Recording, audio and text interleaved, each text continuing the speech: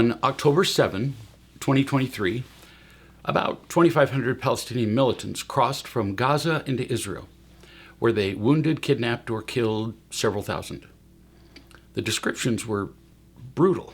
1,600 people were either killed or kidnapped, women were violated, elderly people were tortured, babies were beheaded, and some killings were filmed and uploaded to the victim's Facebook page to be viewed by the victim's family.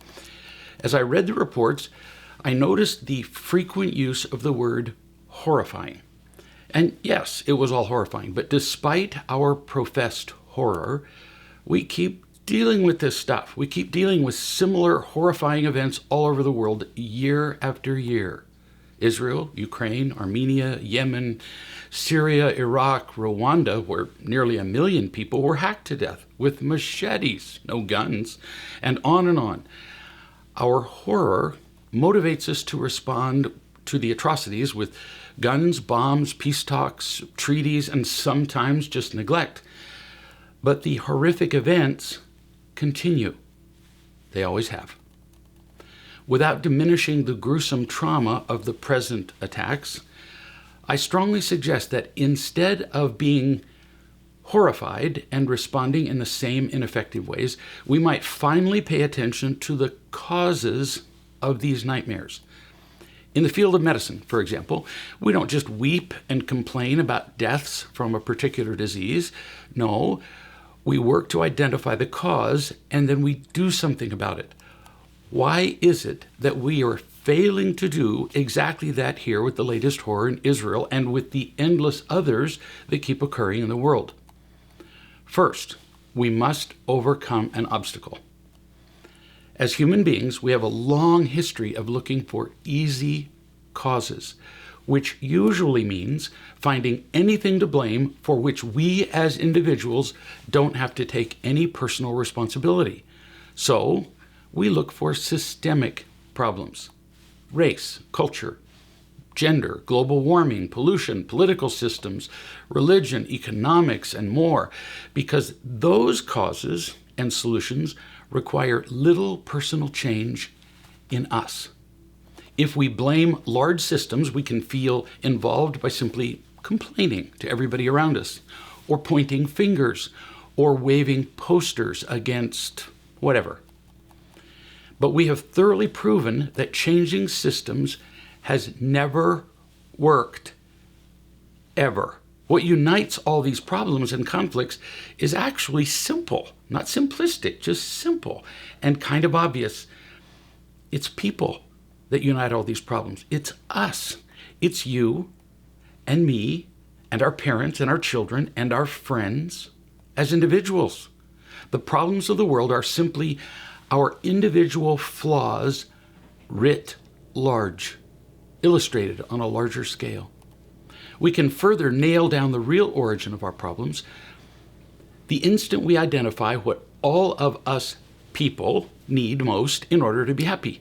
A need as great as that for food and air. Intuitively, everybody knows what that is. The Beatles knew. All we need is love.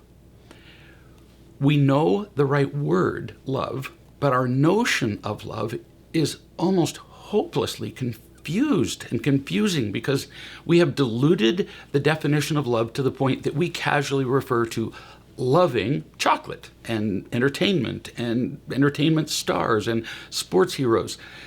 And mysteriously, we fall in love. Same word. By that broad, weakened definition, love is not what we all need. It's not what leads to happiness. So what does? What we need is unconditional love. We need to narrow, and not narrow so much as more specifically, clearly understand what love is.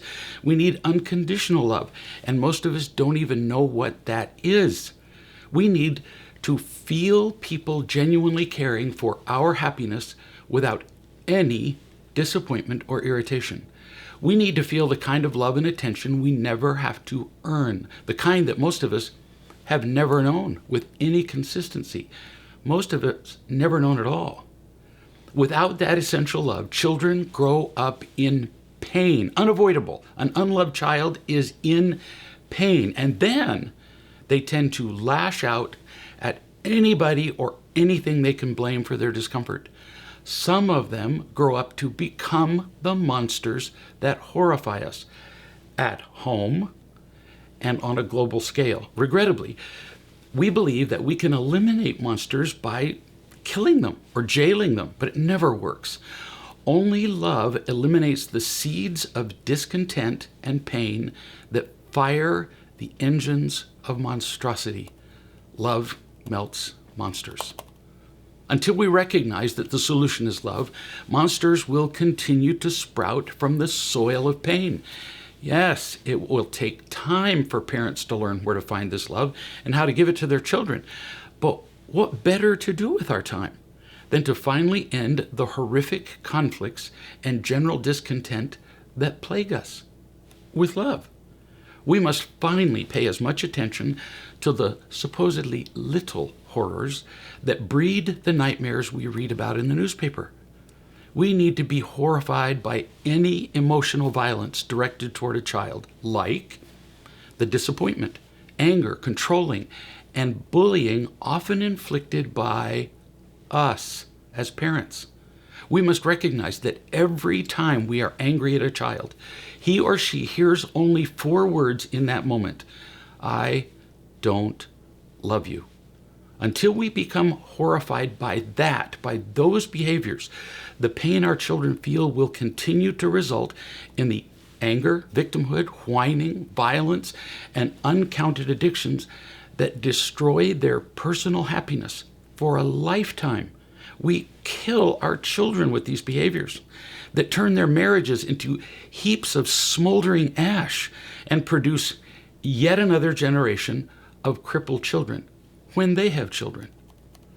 To be succinct, it is our failure to love our children that produces the monsters that horrify us. Mystery solved.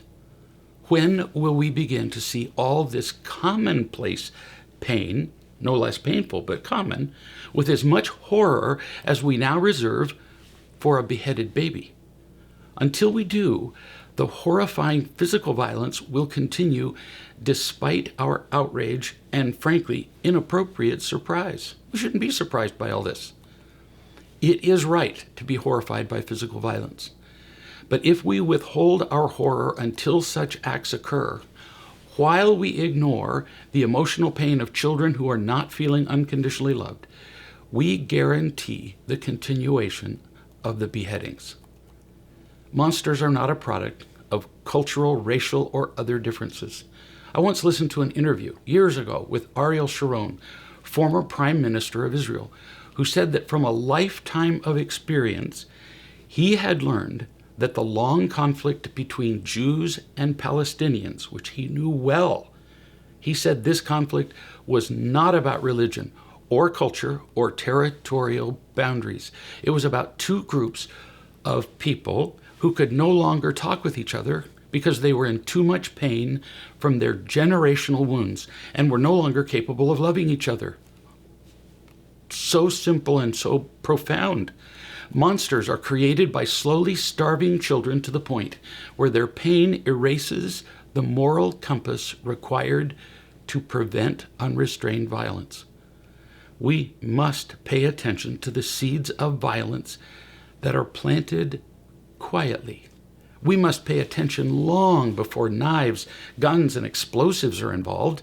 We must be horrified long before we stand weeping beside bullet-ridden caskets. When will we begin to make wiser choices? Who will do it? Who will be willing to learn about the genesis of the violence that horrifies us? Who will choose to recognize much earlier the whining, teasing, anger, bullying, and addictions that lead to the acts that finally horrify us? Will it be you? Will you learn what unconditional love is so that you can give it to your children and eliminate the horrors of later life? Will you take the time to learn and love instead of taking the ineffective shortcut of pulling a trigger or being horrified at someone else who has pulled one? Somebody has to start. Somebody has to begin the loving. Somebody has to finally say that we will not delay our recognition of horror any longer. We must be horrified by the anger directed at any single child instead of waiting to be horrified by that child being physically injured or that child becoming a monster who injures others. We can do better. We can choose to learn. We can make that choice. You can make that choice right now. Learn how to begin by going to the free websites, reallove.com and realloveparents.com, websites developed without profit over a period of 30 years to teach us about unconditional love. We don't have to figure out on our own how to find this love that is indispensable to our children and ourselves. It's already described thoroughly on those two sites. Begin now.